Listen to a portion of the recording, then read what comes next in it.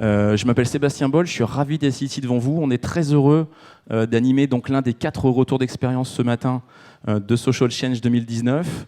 On va pouvoir parler de la démarche et de l'entreprise, donc Thierry Immobilier. Un vrai bonheur de vous avoir ici devant nous. On est toujours dans une démarche collaborative, constructive, et de pouvoir partager ensemble. Et comme j'avais dit à divers animateurs, l'idée que vous êtes levés ce matin en se disant tiens, on va essayer de changer le monde ensemble, eh bien déjà ça nous donne plein d'énergie positive en tout cas, et on va essayer d'être le plus clair et le plus apporteur de solutions possibles ce matin. On est parti pour 45 minutes ensemble. Vous allez avoir la possibilité de poser des questions. Je vais vous expliquer ça dans quelques secondes avec le petit logiciel evals.fr. On va regarder ça. Je regarde si... Eh ben, on est plutôt pas mal. On va partir du début. Voilà. Et donc, on va pouvoir évoquer ce matin l'aventure de Thierry Immobilier sur le thème de recréer du lien social ensemble. Donc, je m'appelle Sébastien Boll. On va pouvoir avoir ici le témoignage de Benoît Thierry, président de Thierry Immobilier. Je vous remercie encore d'avoir participé. Avec plaisir. Et d'être ici avec nous. Et vous allez avoir aussi donc Anne-Laure Simon, qui est consultante experte RSE de l'agence Déclic. Et je vais déjà commencer par vous demander de les applaudir, parce que c'est un grand plaisir de les avoir avec nous. Sur la partie donc, interaction avec vous, on va vous demander de vous connecter sur le site evals.fr, c'est ici en bas à gauche. Vous avez un petit code SC19. Vous avez déjà dû, pour certaines personnes en tout cas, pu participer à cette animation-là ce matin. On va pouvoir récolter vos questions pendant 30 minutes. Et ensuite, dans le dernier quart d'heure, on va pouvoir interagir et pouvoir répondre à vos questions avec nos 2 invités ici présents. N'hésitez pas en tout cas, il n'y a pas de questions taboues. Le but est de pouvoir apporter le maximum de choses et d'être le plus constructif possible. Alors, je reprécise rapidement, Thierry Immobilier, l'un des experts et l'un des piliers en immobilier avec une démarche RSE engagée, l'entreprise vient de terminer son 3e audit Planète RSE, c'est bien ça. 11,2 millions d'euros de chiffre d'affaires, 137 salariés, 19 000 lots de copropriété sur 530 immeubles, 6 000 biens en gestion locative, 4 métiers, l'achat, la location, la gestion de location et la gestion de syndic. Vous avez vu que j'ai bien appris ma leçon quand même. Est-ce que tu veux nous donner déjà quelques mots sur qui est Oui, 2-3 informations. C'est une entreprise familiale qui a été créée en 1924 par mon arrière-grand-père, puis grand-père, puis mon papa et mon oncle. Aujourd'hui, nous sommes 3 associés. Et puis on va voir effectivement dans la présentation qui va suivre que finalement l'idée de ce lien social, l'idée de ce retour à la terre, finalement on est en train de chercher notre raison d'être et on est en train de chercher notre why. Il est là, il faut le trouver, hein. C'est pas quelque chose qui se crée, le why. Et en fait à la création de l'entreprise, mon arrière-grand-père faisait du fermage. Donc effectivement travaillait avec les propriétaires fonciers puisqu'il louait les terres. Et finalement on est en train de se dire qu'aujourd'hui ce qu'on est en train de mettre en œuvre, c'est sans doute évidemment grâce à nos racines. Alors aujourd'hui, dans justement cette gestion des locataires propriétaires, on a de moins en moins d'interactions humaines. L'idée a été de se dire, en tant que prestataire de services dans cette thématique-là, je vais tenter de recréer du lien social. Et comment on arrive à recréer du lien social dans cette activité-là ? Alors c'est pas facile, hein, c'est un long chemin. On a démarré il y a environ 3 ans et demi. Il faut savoir que la copropriété encore, certains d'entre vous, vous êtes copropriétaires. Ce que vous savez peut-être plus trop, c'est que la copropriété, elle est régie par une loi du 10 juillet 1965. Donc c'est quand même pas simple pour faire bouger les lignes, mais on essaye. On a embauché il y a 4 ans, elle est dans la salle, une chef de projet digital et innovation, et on a essayé de casser une barrière qui est de dire en fait la copropriété, les seules personnes effectivement qui ont un droit de parole quelque part sont les copropriétaires.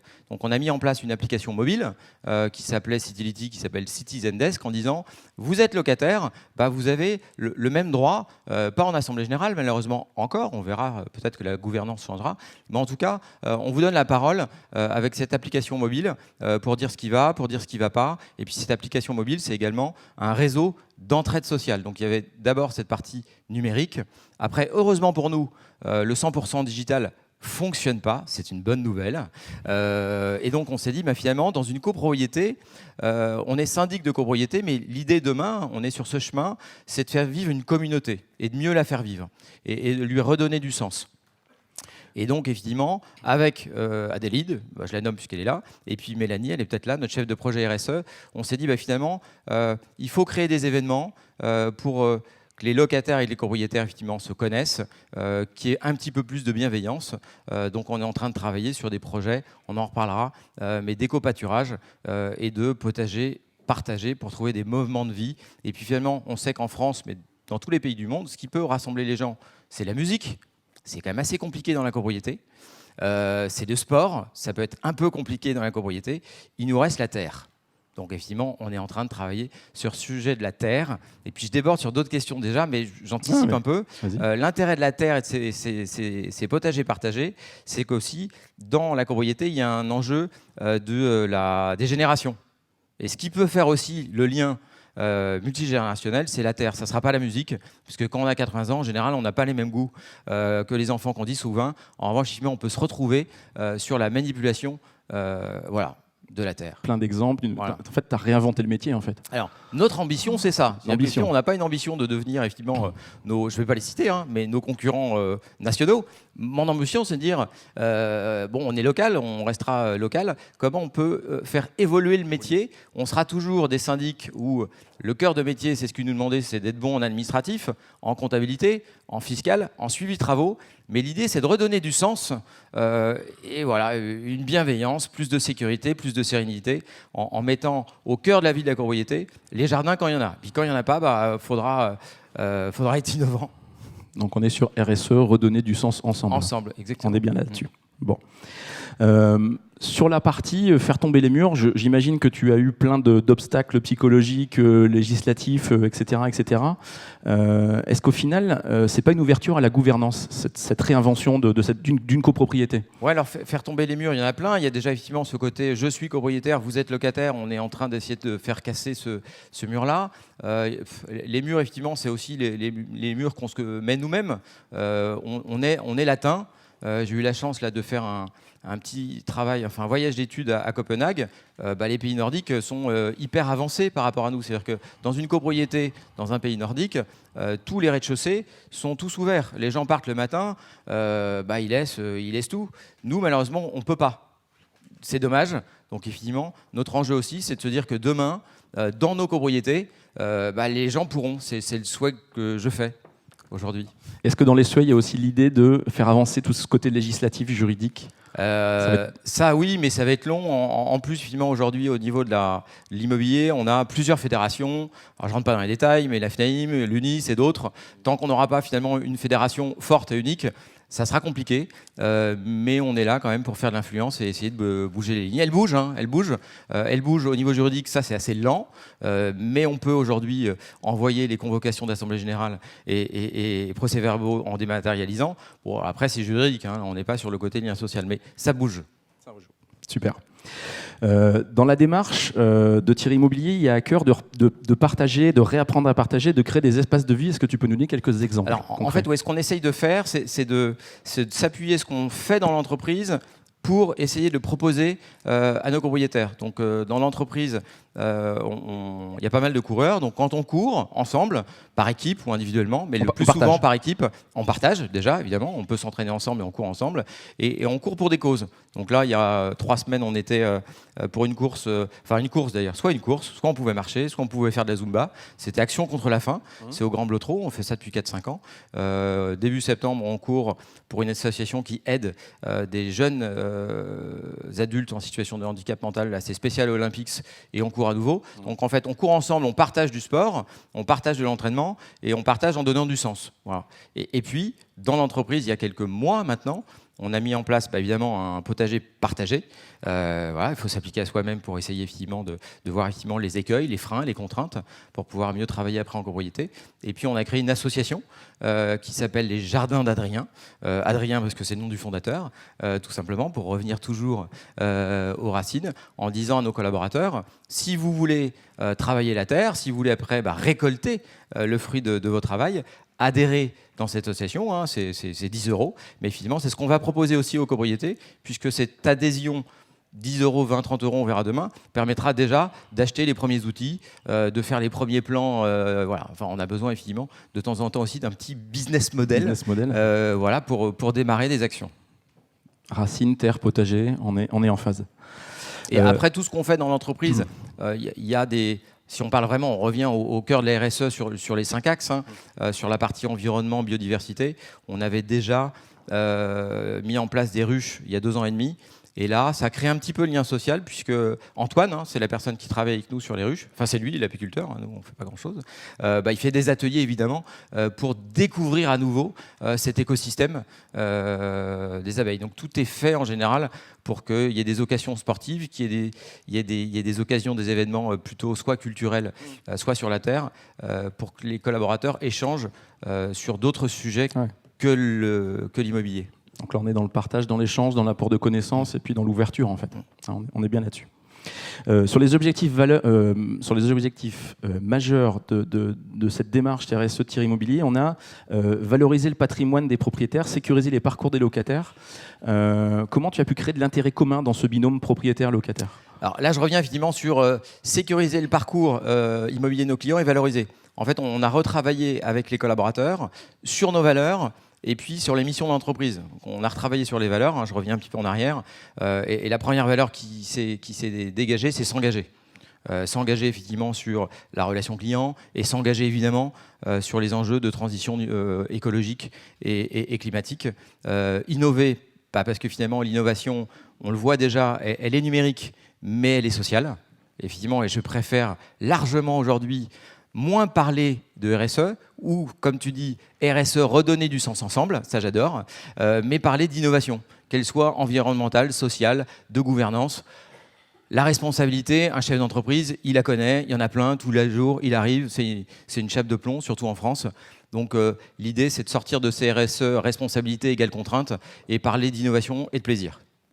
Alors je reviens effectivement, pardon, parce que du coup, je fais souvent des petites diversions. Il n'y a pas de souci. Sur ta question, je veux bien que tu la reposes. Comment on recrée de l'intérêt commun entre ce binôme propriétaire-locataire ? L'intérêt commun, c'est tout ce qui va donner du sens ensemble. Ils ont les deux, copropriétaires et locataires. Il faut parler effectivement de ce qui peut... Il y a l'offre et la demande. Non, mais financièrement, les deux ont intérêt. Si le syndic arrive à maîtriser les charges, et on nous paye aussi pour ça, les deux ont un intérêt commun. Là, aujourd'hui, il y a 3-4 ans, donc je fais un lien effectivement là sur le numérique, on a investi 4 ans, on n'a pas mis de sous, mais on travaille avec une start-up qui s'appelle DeepKey, qui nous aide à analyser les charges de copropriété. Avant, globalement, en 1 minute, notre comptable, elle travaille sur les comptes de la copropriété, mais un par un. Là, effectivement, ça nous permet d'avoir une vision beaucoup plus globale, de prendre de la hauteur. Et quand on fait des appels d'offres, on fait des appels d'offres effectivement sur 50, 100 ou 200 immeubles en même temps, plutôt que faire des appels d'offres sur un immeuble. Ça nous permet d'être plus performants. Mutualiser. Et de mutualiser et de travailler sur les charges de copropriété, puisqu'effectivement, la question des intérêts communs, c'est les dépenses. Et puis les intérêts communs, demain, c'est super, il y en a de plus en plus. C'est comment demain, on va pouvoir améliorer la gestion des déchets. Dans la copropriété. C'est un intérêt commun. On a de plus en plus de clients, locataires ou copropriétaires, qui nous aidez-nous tout simplement à faire en sorte que dans la copropriété, il y ait le maximum de personnes qui utilisent des composts. On est bien sur la gestion des déchets. Aidez-nous finalement à travailler sur l'économie circulaire. Alors, le Bon Coin, c'est super. Très bien, c'est une super invention, et puis c'est français, c'est top. Comment finalement on peut être au niveau de chaque copropriété en bon coin ? Pourquoi aller chercher un truc à 40 km et faire 40 km quand finalement peut-être que le voisin, là dans son... Le voisin là. Et de se dire, le gaspillage, quand je pars en vacances ou quand je reviens et que je dois mettre à la poubelle mes denrées qui sont périmées, comment je fais demain pour que finalement avant, j'ai un voisin qui les accepte ? Tout ça c'est possible à partir du moment où on va recréer du lien social. Bon. Sans ça, sans des rencontres, ça sera pas possible ou ça va être hyper lent. Ah ouais. Superbe transition sur le slide suivant. Effectivement, sur cette création de points communs, d'intérêts communs, tout à l'heure tu parlais d'un côté partage-échange. Il y a eu aussi un côté multigénérationnel. Est-ce que tu peux nous en dire un petit peu plus là-dessus ? Non, là c'est pas facile parce qu'effectivement, ce dont on parle aujourd'hui, on est sur la première marche. Nous, on a démarré effectivement avec Planète RSE, j'en parlerai tout à l'heure, il y a 5-6 ans, notre démarche RSE, mais la démarche RSE, c'est pas péjoratif, au départ, elle était très auto-centrée. Qu'est-ce qu'on fait pour l'entreprise ? Dans l'entreprise, on travaille sur la marque employeur. Maintenant, comme on a décidé de mettre la RSE au cœur de la stratégie, on se dit comment on peut influencer nos clients. Et puis finalement, c'est une chance en copropriété. On a 20 000 clients, copropriétaires, locataires, à qui on va répéter des messages. Et finalement, je le dis dans la salle, aidez-nous. Nous, on veut bien être un syndic. On veut être un syndic qui bouge. En contrepartie, il faut aussi avoir des clients copropriétaires, locataires qui acceptent de bouger avec nous et de temps en temps de prendre des risques parce qu'il y a des contraintes juridiques fortes. Donc on ne pourra pas y arriver seul. On voit bien effectivement qu'aujourd'hui, copropriétaire, locataire, c'est plus trop une problématique et c'est en train de rentrer dans les mœurs. La problématique qu'on peut avoir aujourd'hui, elle est plutôt générationnelle. 20 ans, 25 ans, à fond sur les enjeux climatiques, voilà. 75-80, parce qu'on a aussi beaucoup de clients qui ont 75, 80, 85, tant mieux, hein, ils ne sont pas tous dans des EHPAD. Hein. C'est une bonne chose. Comment on fait quand effectivement ces personnes-là, c'est normal, ils sont moins dans ces enjeux. Comment je fais vivre ou revivre un territoire, en fait. Exactement. Du coup, donc, effectivement, je leur dis, la terre peut le rapprocher. Mais effectivement, il y a un frein juridique. Et puis, effectivement, il y a des trucs pas faciles entre c'est pas ces deux générations, hein, c'est 3, 4 générations. Donc, ça va être, l'enjeu est majeur. Le métier de l'immobilier est très encadré par des contraintes juridiques. Tu as parlé tout à l'heure d'un texte de Napoléon III, je crois, à l'époque. Oui, à peu près. Les AG de copro, l'administratif qui est de plus en plus imprégné. Quels sont les 3 plus gros freins sur cette démarche-là? Est-ce que c'est psychologique, financier, c'est sociétal? Non, on l'a dit, le plus gros frein juridique, on ne répète pas, nos habitudes. Et puis aussi, alors nos habitudes, on est latin et on n'est pas nordique. Et puis parce que au sein de la copropriété, ce qui n'est pas évident pour les copropriétaires et locataires, c'est qu'on est sur l'intimité. C'est-à-dire que quand vous achetez quelque chose sur le Bon Coin, moi je le fais aussi, parce que je trouve ça sympa d'acheter des produits qui ont déjà servi. Ça sert l'économie circulaire et j'aime bien faire la rencontre. Moi, j'achète rien sur Internet. Mes collaborateurs, je dis Amazon, on n'a pas le droit dans l'entreprise. Et moi, ce que j'aime, c'est aussi la rencontre. Mais quand vous achetez sur le Bon Coin, la personne sait qu'elle va vous accueillir une fois.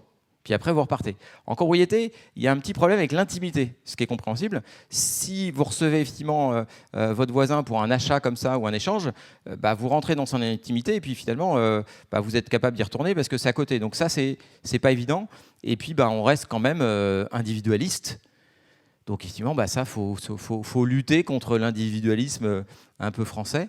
Mais ça bouge pas mal. Financièrement, le frein, l'idée, c'est de se dire, avec l'application mobile dont je vous parlais tout à l'heure, la DeepKey sur les charges, accepter aussi peut-être que quand on arrive à faire des économies sur la copropriété, que finalement, on le transfère en budget d'animation. Aujourd'hui, l'usage en copropriété, il y a des budgets, bien sûr, pour le nettoyage. Il y a des budgets, on va dire, nettoyage, répurgation. Tous les contrats, je vous les passe, ascenseur, VMC, Dans l'usage, il n'y a pas de budget d'animation. Pourquoi ? De budget de vie, en fait. De budget de vie, de budget tiens, on se rencontre.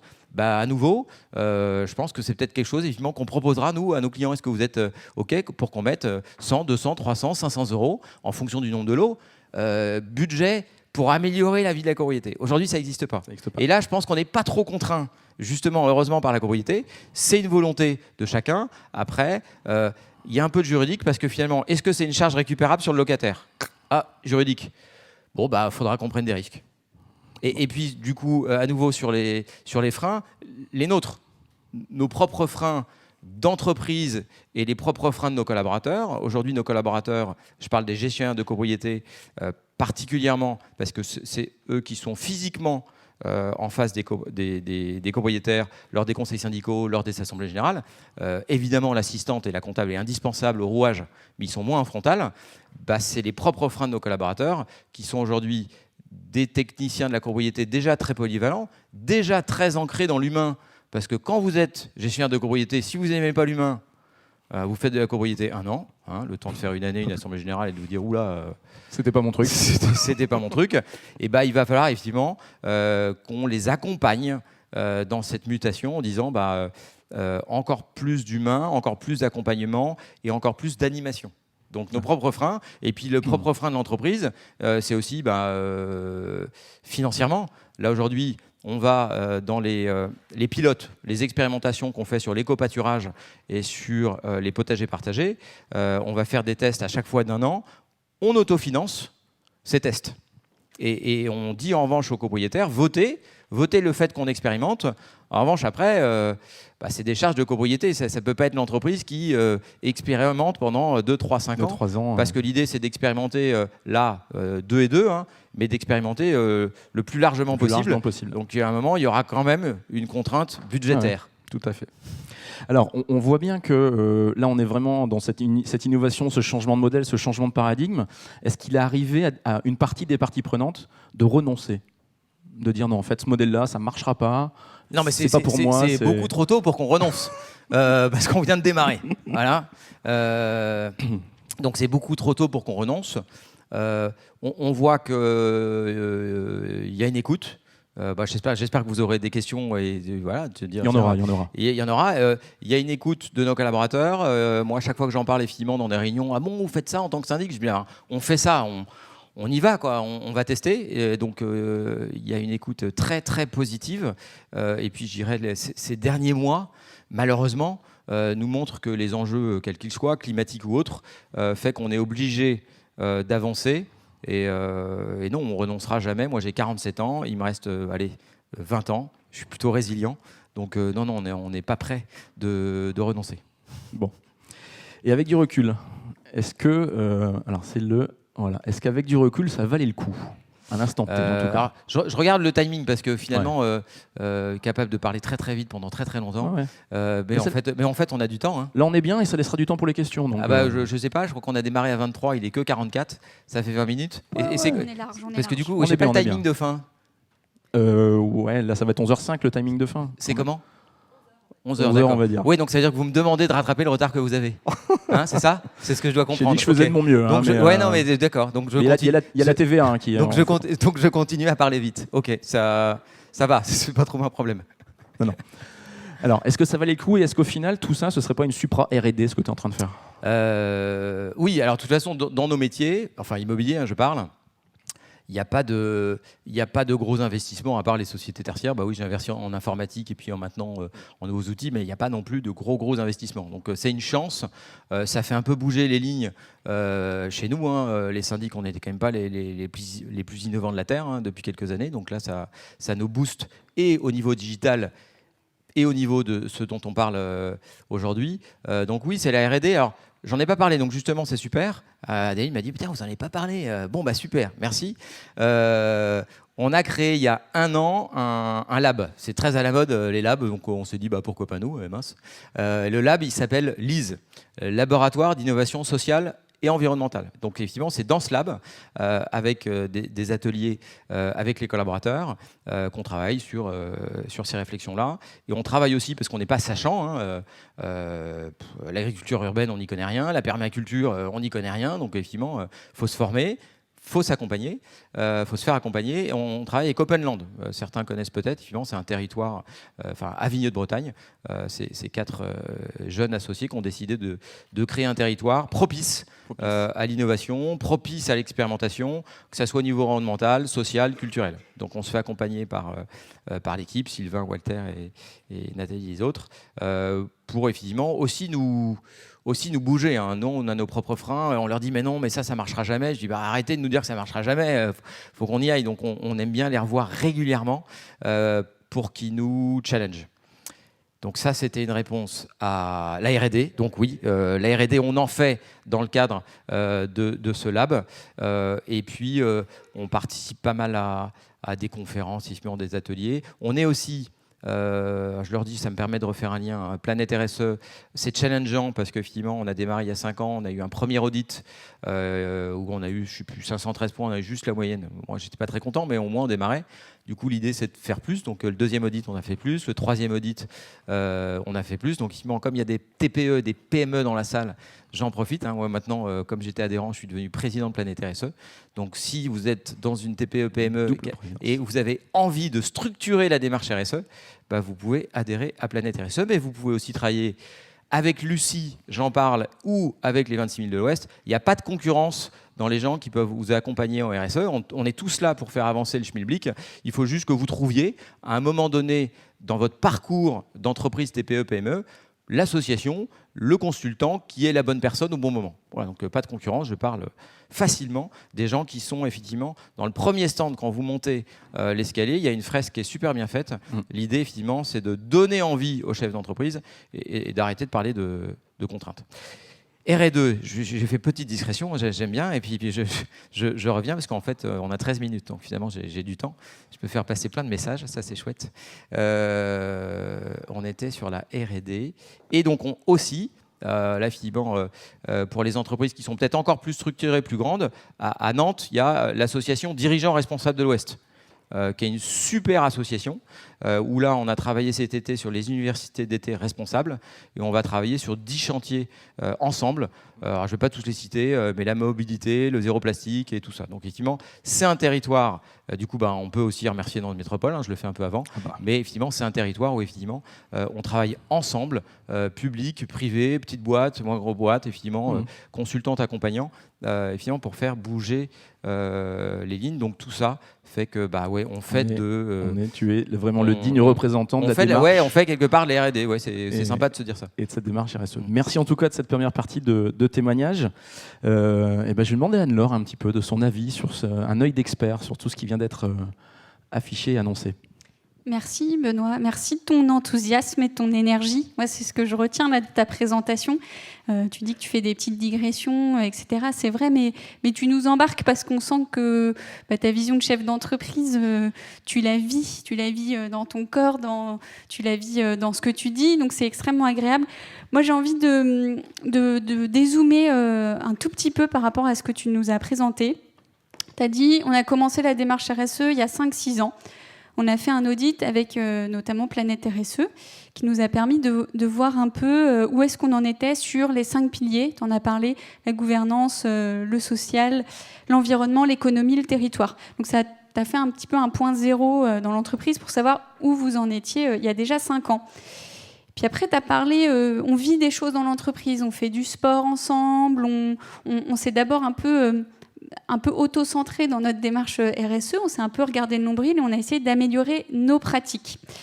Ça, c'est un peu, j'ai envie de dire, le niveau 2 de maturité en RSE, et on commence à faire son métier mieux qu'avant. Avec, tu t'en as parlé, des applications pour mieux gérer les charges, et tu commences à innover dans ton métier pour être plus performant environnementalement, socialement, de gouvernance. Ça, c'est vrai que les aides extérieures, que ce soit des référentiels ou les inspirations ou les journées comme aujourd'hui, où on peut partager, entendre des intervenants sur divers sujets, ça aide à s'ouvrir et à améliorer sa pratique au quotidien dans son entreprise. Mais j'ai l'impression que là, tu es même maintenant dans une étape d'après. C'est-à-dire que tu sais très bien ce que tu fais, tu es gestionnaire de copropriété, tu sais comment tu le fais avec tes équipes, en mettant l'humain au centre, en essayant d'innover. Et puis là, j'ai l'impression, moi, de ce que je vois, c'est que tu en es à te dire, mais finalement, c'est super, mais pourquoi je me lève le matin? C'est quoi? Tu en as parlé, le why, le pourquoi de mon entreprise. Parce que gérer des copropriétés pour gérer des copropriétés, ça n'a pas tout le sens que toi, tu as envie de mettre dans ton travail et dans ton aventure collective avec tes collaborateurs. Et donc, tu vas finalement maintenant jusqu'à la question de la raison d'être. Mais finalement, on est gestionnaire de copropriété ou bien on est créateur de liens sociaux? Et nos compétences, on les met au service de cette ambition-là. Et là, on voit que ça change complètement la manière de voir l'entreprise, ça change la manière dont on parle à ses collaborateurs, ça change la manière dont on interagit avec ses clients, et puis ça ouvre des possibilités immenses, des possibilités d'innovation et des possibilités de rencontres, et voire de développer...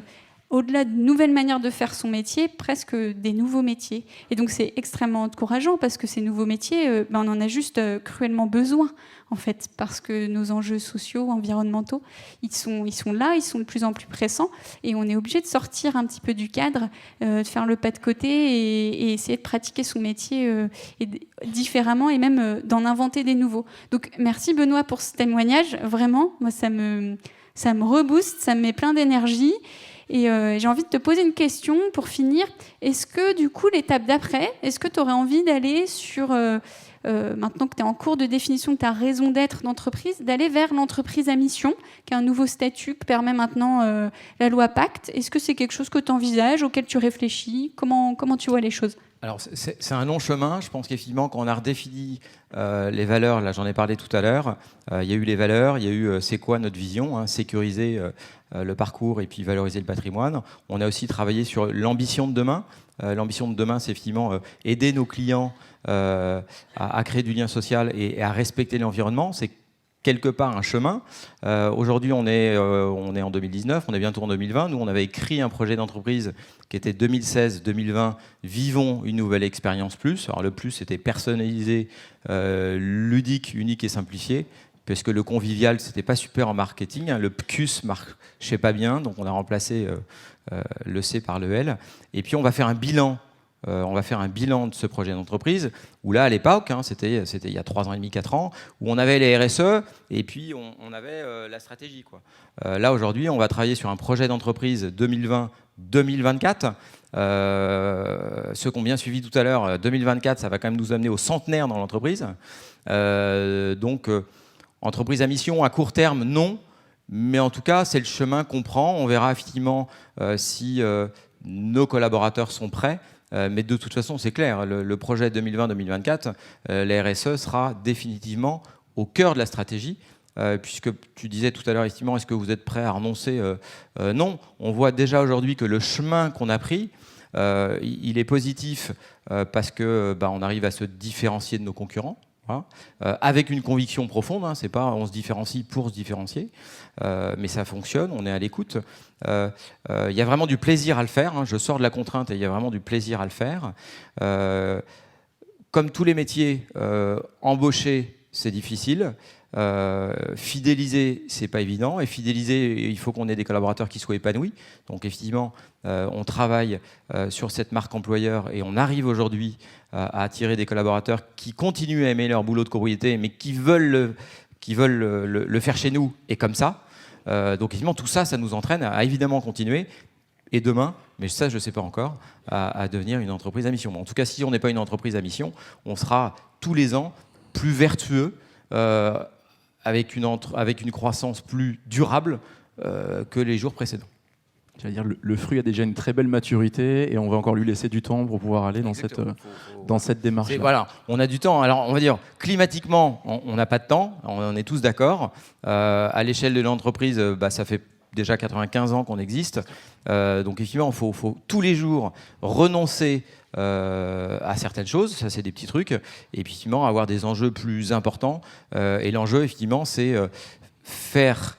alors, c'est pas faire bouger nos clients, ça serait très orgueilleux de notre part. C'est que chacun de nos clients bouge individuellement. C'est comment réussir à vous faire bouger collectivement pour que ça aille plus vite. C'est pas pareil. Belle aventure, belle mission.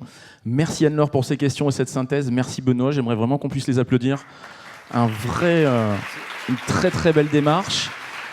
Et on va donc arriver à la dernière partie de notre synthèse avec les questions que vous avez pu poser sur evals.fr. La première question, comment gérez-vous la gestion des potagers partagés et des espaces partagés? Benoît, le temps de te servir. Cette molécule qu'est la vie. Alors, dans l'entreprise, il y a eu un comité pilote qui a créé cette association, hein, les Jardins de Rien, elle a effectivement des statuts. Et puis finalement, on a nous en interne un réseau social d'entreprise. Donc dans ce réseau social, effectivement, il y a des plannings qui s'occupent effectivement des choses qu'il y a à faire dans le potager. Ça, oui, je ne l'ai pas dit tout à l'heure, les personnes qui rentraient dans cette association, on a eu des formations d'agriculture urbaine, de permaculture. Donc en fait, ce modèle d'entreprise, c'est ce qu'on va proposer à nos copropriétaires, hein, parce qu'effectivement, je le dis, ce dont on parle, c'est l'expérimentation. Là, les 2 éco-pâturages et les 2 potagers partagés, ils n'existent pas encore. On a travaillé sur le business model, et en fait, ce qu'on va proposer aujourd'hui, c'est une location, c'est-à-dire que quelqu'un qui voudra cultiver 10 mètres carrés ou 15 mètres carrés dans la copropriété, paiera 2 € par mois. Il faut savoir que c'est à peu près le modèle. À Nantes, il y a des parcelles d'éco-partagées, il y a 3 ans à 5 ans d'attente. Il y a 3 ans à 5 ans d'attente. Donc évidemment, il est temps que les syndics évidemment, qui ont des parcelles, enfin, le syndic, évidemment, les copropriétaires, qu'on les utilise pour ça, parce qu'il y a 1000 ou 1500 demandes en attente, et ça fait 3 ans à 5 ans d'attente. Donc voilà comment on va travailler. Mais on voit bien que le citoyen est prêt, en fait. Si tu me dis qu'il y a oui, autant d'attentes... et en fait, on sait bien, il y a des études qui sont faites tous les 2 ans, il y a beaucoup de personnes dont le rêve est d'acheter une maison. S'ils veulent acheter une maison, en partie, c'est pour avoir un jardin. Finalement, il y a des jardins partout et ils ne sont pas utilisés, à part finalement par les entreprises d'espace vert qui font bien leur boulot. Hein. Mais c'est dommage de ne pas aller plus loin. On peut valoriser encore si plus. Je réponds... Benoît, j'ai juste une question. Du coup, ce que tu nous dis là, c'est que potentiellement, ça peut faire baisser les charges aussi, puisque si... Oui, exactement. Ou finalement, le fruit de ces locations remonterait, évidemment, en partie dans la copropriété. Nous, ce qu'on disait, effectivement, la problématique financière, il y a une partie, effectivement, qu'on prendrait pour faire de l'animation. C'est du temps. Ça va devenir une compétence chez nous. Mais une partie, sur la partie économie de charge, effectivement, on pourrait la redonner, pas en économie, en budget d'animation. Très bien. Merci beaucoup pour la réponse. Une autre question. Du turnover, est-ce qu'il y a du turnover dans vos effectifs? Est-ce qu'il y a un impact de la stratégie RSE sur ce turnover? Alors, il y a toujours un peu de turnover vraiment sur les métiers de la copropriété. Alors là, je lance un message. On a beaucoup de nos clients en copropriété qui disent vous faites vraiment un métier difficile, je ne le ferai pas. C'est peut-être pas hyper bon signe quand on... Aidez-nous. Aidez-nous aussi dans vos comportements, dans votre bienveillance, à faire en sorte que nos gestionnaires de copropriété ils aient toujours envie de le faire. Parce qu'en général, quand un gestionnaire de copropriété part de chez moi, il arrête le métier. Il ne part pas ailleurs. Alors, c'est pas 100%, mais quand même, c'est plutôt ce qui se passe. Et donc, effectivement, ça, c'est une partie. Et puis, impact sur ce turnover. Oui, on en a quand même de moins en moins. Évidemment, c'est bon signe. Alors, ça, effectivement, c'est tout ce qu'on fait dans l'entreprise. Au-delà, puis on n'a pas que la copropriété, on a la gestion, la location, la transaction. Tout ce qu'on met en œuvre en termes de RSE sur la partie, je dirais, sociale, effectivement, elle aide à, je ne parlerai pas de fidélisation, à l'épanouissement du collaborateur, donc à moins de turnover. Très bien, merci beaucoup. Troisième question. Comment impliquez-vous les habitants dans le choix, la construction et la vie des projets? Alors là, on passe évidemment par le gestionnaire de copropriété qui connaît bien, je dirais, ses clients, copropriétaires, locataires, copropriétaires beaucoup, conseil syndical, président du conseil syndical, un peu locataire. On voit aussi la tendance, l'ambiance de l'immeuble, on les sollicite et si on voit que ça réagit bien, effectivement, c'est à ces copropriétés qu'on va proposer ces expérimentations. Et on sait bien que de toute façon, ça ne nous viendra pas à l'idée, on ne va jamais imposer ça à une copropriété, c'est le meilleur moyen que ça ne fonctionne pas. Donc évidemment, c'est avec eux. D'autant plus qu'après, moi, mon gestionnaire de copropriété, c'est pas lui qui va travailler effectivement le jardin, c'est bien des ambassadeurs dont on va avoir besoin dans les copropriétés, qu'ils soient locataires ou copropriétaires, pour que le projet continue. On en a parlé, avec une problématique dans les immeubles à Nantes. Nantes est une ville très dynamique, qui bouge comme Montpellier, comme Lyon. Et dans beaucoup de nos immeubles, on a un pourcentage de locataires très important. Ce qui n'est pas une problématique. La problématique, c'est quand on a un pourcentage de locataires très important, il y a un turnover très important. Donc ça veut dire qu'effectivement, on va avoir aussi comme mission de faire de la pédagogie, mais de répéter sans cesse pour tous les nouveaux locataires, dire vous arrivez dans un immeuble un peu spécial, et donc du coup, on a envie que vous y participiez. Moi, mon rêve, on verra, c'est très orgueilleux de se dire effectivement, demain, si les personnes pouvaient dire non, mais moi je voudrais vivre dans cet immeuble-là, parce qu'il se passe des choses, démarche, les ODD, parce qu'il y a plus d'humains que dans d'autres immeubles. Tout à fait. ODD, objectif de développement durable, au cas où. Et je crois la construction, ouais. La vie des projets, c'est ça qui va être aussi compliqué. C'est de le mettre en œuvre, c'est un sacré challenge, et de leur faire vivre sur la durée, c'est un autre challenge lié aussi à ce turnover. Très bien, merci beaucoup. Une autre question. Est-ce que votre démarche RSE est connue et éveille la curiosité de vos concurrents? Très bonne question. C'est une bonne question. Je m'en cache pas. En fait, moi, ma mission de chef d'entreprise, la mission que je me suis donnée de chef d'entreprise, c'est d'accepter la présidence de Planète RSE. Donc ma mission, c'est de faire de l'influence et d'en parler. Donc je le cache pas à mes concurrents. Il y a peut-être des concurrents qui sont dans la salle, mais avec le projecteur, je vois rien. Donc je sais pas. Non, au contraire, plus on sera de syndic à aller vers ces propositions, voilà, à nos clients, plus ça fera écho. Donc je suis ravi d'être plutôt le premier, mais au contraire, il est temps que cette profession bouge. Anne-Laure, une question ? Ah, je me faisais la réflexion, en fait, tu deviens comme un consultant RSE, tu n'as plus de concurrence, en fait. Tu œuvres... Ouais. Non, il y en a quand même pas mal, et puis voilà, il y a des très bons professionnels. Alors, merci beaucoup. Encore une question ? Eh ben non, plus de questions. Parfait. Timing 11h02. Est-ce que Anne-Laure, tu veux faire un petit mot de fin ? Je vais te laisser l'honneur de ce petit mot de clôture, de conclusion. Merci. Moi, je co-anime la plateforme RSE de la métropole nantaise qui a organisé avec la lettre API Ouest France cet événement. Et donc, déjà vous remercier d'être là. C'est un événement qu'on a construit sur plusieurs mois, avec toute la dynamique de l'écosystème de la métropole nantaise. Et c'est ça que j'ai envie de souligner, c'est que sur ce territoire en particulier, il y a une dynamique d'acteurs qui est vraiment extrêmement mobilisée et avec un super état d'esprit pour faire avancer les entreprises du territoire vers plus de RSE. Pourquoi ? Pour avoir un tissu économique plus résilient, des gens qui travaillent ensemble et qui relèvent les défis qui sont devant nous, parce qu'on n'arrivera à les relever que collectivement. Donc c'est un plaisir pour moi de vous voir si nombreux aujourd'hui, et j'espère que vous allez pouvoir rencontrer des interlocuteurs pertinents, intéressants par rapport à où vous en êtes, vous, dans votre démarche. Là, ce qu'on a vu avec Thierry, c'est l'avancée, la montée en puissance dans l'entreprise d'une démarche RSE, mais où que vous en soyez au premier pas, à simplement vous interroger ou à vouloir complètement changer de modèle, normalement, dans cette journée, vous allez trouver, on l'espère, tout ce qu'il vous faut. Voilà, donc belle journée à Social Change. Je peux rajouter, oui, non, j'avais dit, je ne sais pas si elle est dans la salle, mais j'avais dit que j'essaierais de le placer, je n'ai pas réussi, alors je le fais à la fin. Je voulais dire un petit mot. Anne-Sophie Messel, elle travaille pour le fonds de dotation de la Banque Populaire, enfin BPGO, et donc elle met en place depuis très longtemps, on y a contribué, un truc qui est super, en fait c'est 1 + 1 + 1 = 3. Une entreprise cherche une association. Donc nous, on est mécène de toi, moi, depuis 5 ans. Et du coup, on a sollicité nos clients, nos partenaires. Donc quand on mettait 1 euro... quand nos clients mettaient 1 euro, je mettais 1 euro. Et le fonds de dotation mettait 1 euro supplémentaire. Donc c'est encore en cours. Donc si il y a des chefs d'entreprise ou s'il y a des présidents d'associations, c'est un truc qui fonctionne bien. Et donc on est souvent à taper aussi contre plein de monde, dont les banques. Il y a quand même des banques qui bougent. Donc il faut utiliser quand elles font des choses bien et qu'elles sont au cœur de la RSE. Donc tapez fonds de dotation BPGO. Ils font des trucs bien. J'aurais réussi à le dire. En plus, à 11h05, on est dans le timing. On est timing. Merci Benoît, merci Anne-Laure, merci de les applaudir. Je vous souhaite une excellente journée. N'oubliez pas, parce qu'on a cette chance d'animer ça, au niveau de la mezzanine et du corner, il y a les fondamentaux de la RSE, il y a le zéro déchet, et il y a du burger quiz aussi.